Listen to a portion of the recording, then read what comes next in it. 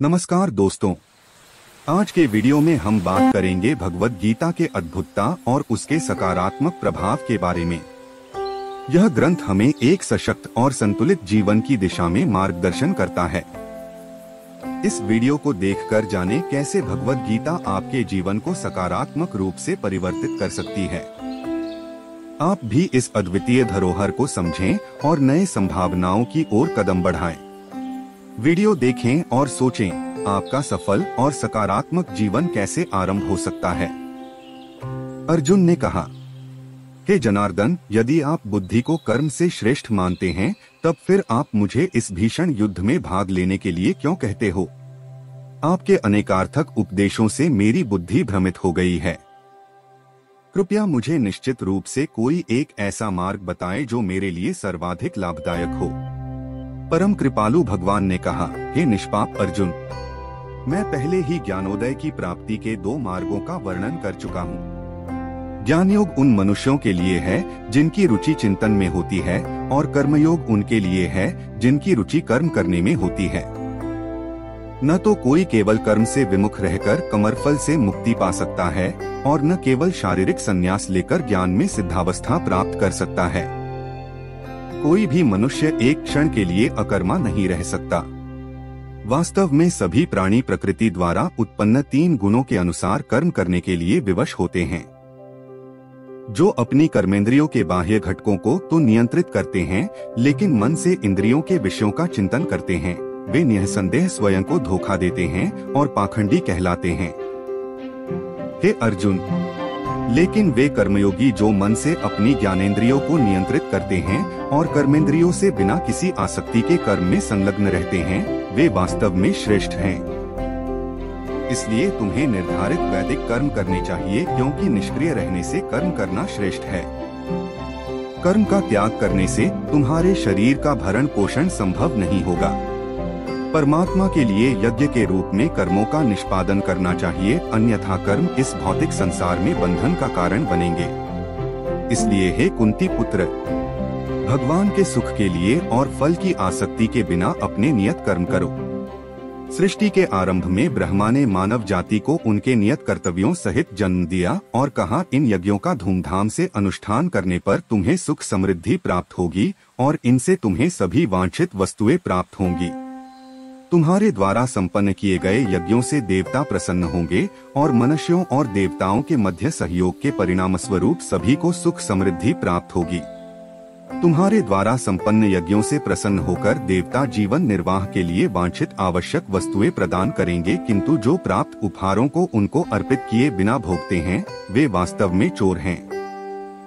आध्यात्मिक मनोवृत्ति वाले जो भक्त पहले यज्ञ में अर्पित करने के पश्चात भोजन ग्रहण करते हैं, वे सभी प्रकार के पापों से मुक्त हो जाते हैं, किंतु जो अपनी इंद्रिय तृप्ति के लिए भोजन बनाते हैं, वे वास्तव में पाप अर्जित करते हैं। सभी लोग अन्न पर निर्भर हैं और अन्न वर्षा से उत्पन्न होता है। वर्षा यज्ञ का अनुष्ठान करने से होती है और यज्ञ निर्धारित कर्मों का पालन करने से संपन्न होता है। वेदों में सभी जीवों के लिए कर्म निश्चित किए गए हैं और वेद परब्रह्म भगवान से प्रकट हुए हैं। परिणाम स्वरूप सर्वव्यापक भगवान सभी यज्ञ कर्मों में नित्य व्याप्त रहते हैं। हे पार्थ, जो मनुष्य वेदों द्वारा स्थापित यज्ञ कर्म के चक्र का पालन करने के अपने दायित्व का निर्वाहन नहीं करते, वे पाप अर्जित करते हैं। वे केवल अपनी इंद्रियों की तृप्ति के लिए जीवित रहते हैं, वास्तव में उनका जीवन व्यर्थ ही है। लेकिन जो मनुष्य आत्मानंद में स्थित रहते हैं तथा जो प्रबुद्ध और पूर्णतया आत्म संतुष्ट होते हैं, उनके लिए कोई नियत कर्तव्य नहीं होता। ऐसी आत्मलीन आत्माओं को अपने कर्तव्य का पालन करने या उनसे विमुख होने से कुछ पाना या खोना नहीं होता, और न ही उन्हें अपनी निजी आवश्यकताओं की पूर्ति के लिए अन्य जीवों पर निर्भर रहने की आवश्यकता होती है।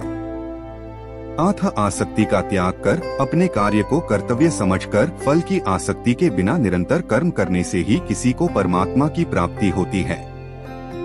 राजा जनक और अन्य महापुरुषों ने अपने नियत कर्मों का पालन करते हुए सिद्धि प्राप्त की थी, इसलिए तुम्हें भी अपने कर्तव्यों का निर्वाहन करते हुए समाज के कल्याण के लिए अनुकरणीय उदाहरण प्रस्तुत करना चाहिए। महापुरुष जो भी कर्म करते हैं, सामान्य जन उनका पालन करते हैं।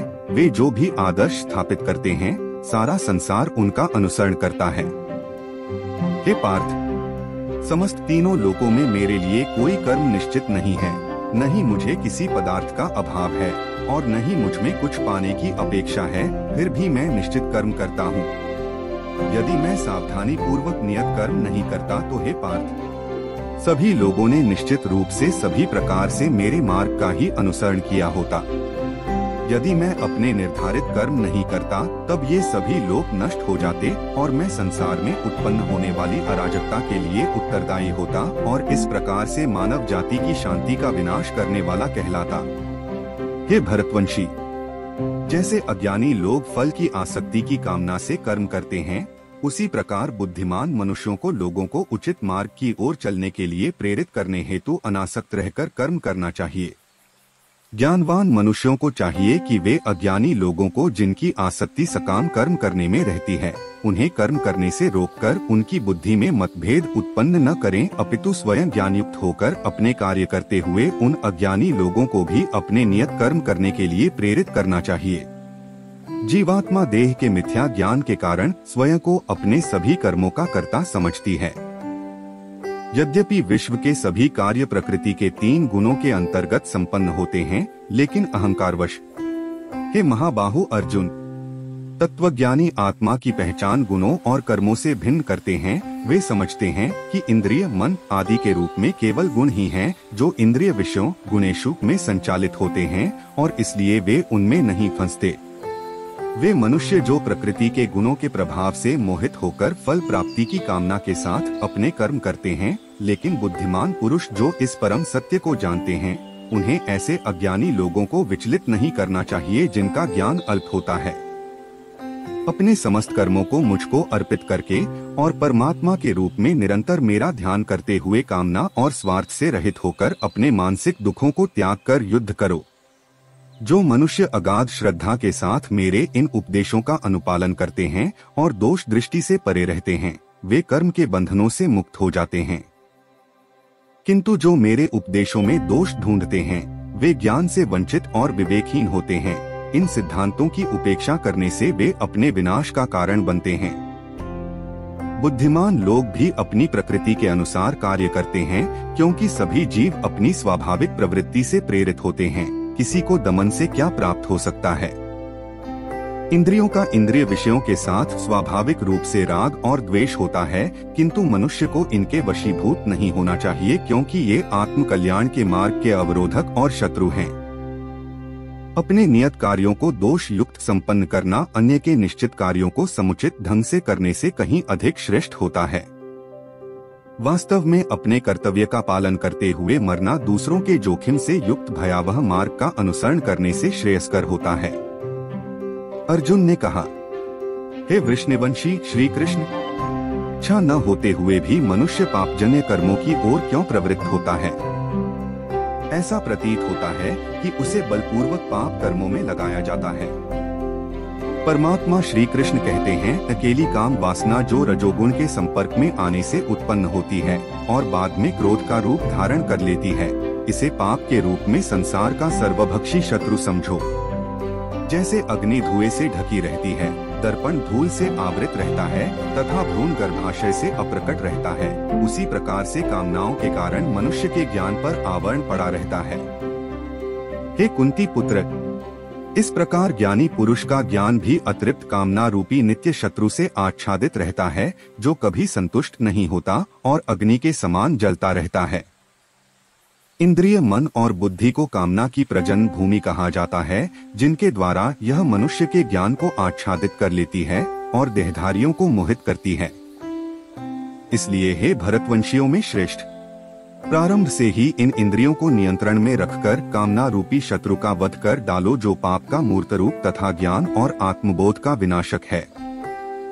इंद्रियां स्थूल शरीर से श्रेष्ठ हैं और इंद्रियों से उत्तम मन, मन से श्रेष्ठ बुद्धि और आत्मा बुद्धि से भी परे है।